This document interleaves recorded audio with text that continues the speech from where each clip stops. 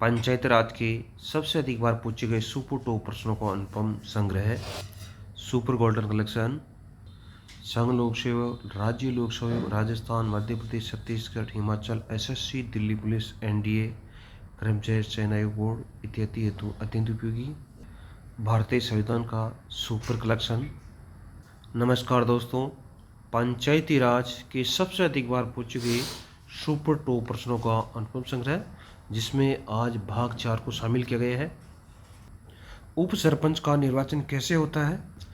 प्रत्यक्ष जनता द्वारा, निर्वाचित सरपंच व पंचों द्वारा, जिला परिषद द्वारा मनोनीत, पंचायत समिति द्वारा मनोनीत। तो निर्वाचित सरपंच व पंचों द्वारा जो है उप सरपंच का चुनाव किया जाता है। सरपंच का जो चुनाव है वो प्रत्यक्ष रूप से जनता के द्वारा किया जाता है। सरपंच एवं उप सरपंच की अनुपस्थिति में ग्राम सभा की बैठक की अध्यक्षता कौन करता है? जिलाधीश, पंचायत सचिव, ग्राम सभा द्वारा बहुमत उद्देश्य के लिए निर्वाचित व्यक्ति, बीडीओ। ग्राम सभा द्वारा बहुमत उद्देश्य के लिए निर्वाचित व्यक्ति। चलते हैं नए क्वेश्चन की ओर। सरपंच एवं उप सरपंच की अनुपस्थिति में ग्राम सभा की बैठक की अध्यक्षता कौन करेगा? खंड विकास अधिकारी, ग्राम सेवक, ग्राम सभा का सबसे बुजुर्ग व्यक्ति, कोई भी उपस्थित सदस्य जिसमें ग्राम सभा के सदस्य द्वारा इस प्रयोजन हेतु चुना गया हो। कोई भी उपस्थित सदस्य जिसे ग्राम सभा के सदस्य द्वारा इस प्रयोजन हेतु चुना गया, वो जो है सरपंच उप सरपंच की अनुपस्थिति में ग्राम सभा बैठक की अध्यक्षता करता है। ग्राम पंचायत अपने सभी कार्य के लिए सरपंच के प्रति उत्तरदायित्व है, ग्राम सभा के प्रति उत्तरदायित्व है, जिलाधिकारी के प्रति उत्तरदायित्व है, क्षेत्र समिति के प्रति उत्तरदायित्व है, ग्राम सभा के प्रति उत्तरदायित्व है। वार्ड सभा के अध्यक्ष की अनुपस्थिति में वार्ड सभा की अध्यक्षता कौन करता है? उप वार्ड सभा अध्यक्ष, उम्र में वरिष्ठ वार्ड सभा अध्यक्ष, पंचायत विभाग द्वारा मनोनीत पंच, वार्ड सभा द्वारा अपने में से बहुमत से निर्वाचित सदस्य।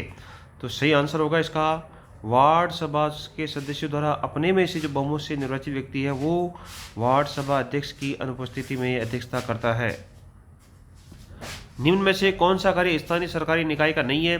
शांति और व्यवस्था की स्थापना करना, शिक्षा की व्यवस्था करना, जन्म में मृत्यु का पंजीकरण, स्वास्थ्य और सफाई। जन्म और मृत्यु का पंजीकरण जो है उनका निकाय का कार्य नहीं है।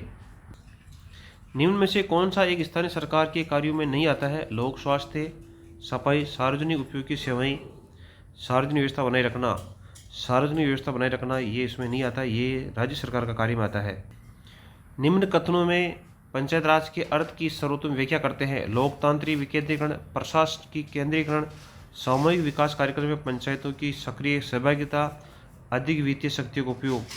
तो सही आंसर होगा इसका ऑप्शन नंबर 2, 1 और 3, यानी लोकतांत्रिक विकेंद्रीकरण और सामूहिक विकास के कार्यक्रम में पंचायतों की सहभागिता। भारतीय संविधान का अनुच्छेद 40 संबंधित है। ग्राम पंचायत के संगठन, काम की न्याय संगत मानवीय स्थितियों के प्रावधान, नागरिकों के लिए समान नागरिक संहिता, बच्चों के लिए निःशुल्क और अनिवार्य शिक्षा का प्रावधान। तो अनुच्छेद जो 40 है वो संबंधित है ग्राम पंचायतों के संगठन, जिसका उल्लेख भारतीय संविधान के भाग 4 में किया गया है। नीति निर्देशक तत्वों में इसका उल्लेख किया गया है। महिलाओं को पंचायतों में आरक्षण भारतीय संविधान में किस संविधान संशोधन द्वारा दिया गया? 1992 का 17वां संशोधन, 1992 का 73वां संशोधन, 1992 का 74वां संशोधन, 1992 का 77वां संशोधन। 1992 का 73वां संविधान संशोधन के द्वारा महिलाओं को पंचायतों में आरक्षण दिया गया। 73वां संविधान संशोधन कब लागू हुआ? 26 जनवरी 1972, 28 फरवरी 1992, 24 अप्रैल 1993, 1 जून 1993। 24 अप्रैल 1993 को 73वां संविधान संशोधन लागू हुआ था। पंचायत राज व्यवस्था को किस संविधान संशोधन द्वारा संवैधानिक दर्जा प्रदान किया गया? 17वां संशोधन, 74वां संशोधन, 72वां संविधान संशोधन, 73वां संविधान संशोधन। बहुत इंपॉर्टेंट क्वेश्चन है, कई बार पूछा जाता है परीक्षा। तो 73वां संविधान के द्वारा संशोधन द्वारा पंचायतों को संवैधानिक दर्जा दिया गया। किस संवैधानिक संशोधन के अंतर्गत भारत में पंचायत राज को संवैधानिक आधार प्रदान किया गया? 42वां संशोधन, 52वां संशोधन, 67वां संशोधन, 73वां संविधान संशोधन। 73वां संविधान संशोधन 1992 के द्वारा पंचायतों को संवैधानिक दर्जा प्रदान किया गया।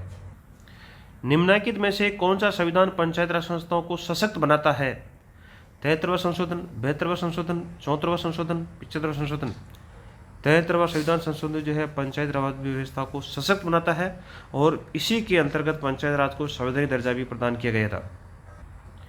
भारत के किस संविधान संशोधन ने नव पंचायत राज व्यवस्था की स्थापना की? 42वां संशोधन, 44वां संशोधन, 73वां संशोधन, 74वां संशोधन। 73वां संविधान संशोधन के द्वारा नव पंचायत राज व्यवस्था की स्थापना की गई थी। उस समय हमारे भारत के प्रधानमंत्री थे पी.वी. नरसिम्हा राव। ये हमारे प्रमुख प्रकाशन है golden collection exam CU, Bharat का संविधान, भारत का भूगोल, विश्व का भूगोल, प्राचीन भारत का इतिहास, शिक्षा मनोविज्ञान, सामाजिक अध्ययन, हिंदी शिक्षण, जिसमें विगत प्रतियोगी परीक्षा पूछे गए RPC की अन्य प्रति परीक्षाओं का अनुपम संकलन किया गया है। वीडियो देखने के लिए आपका बहुत बहुत धन्यवाद।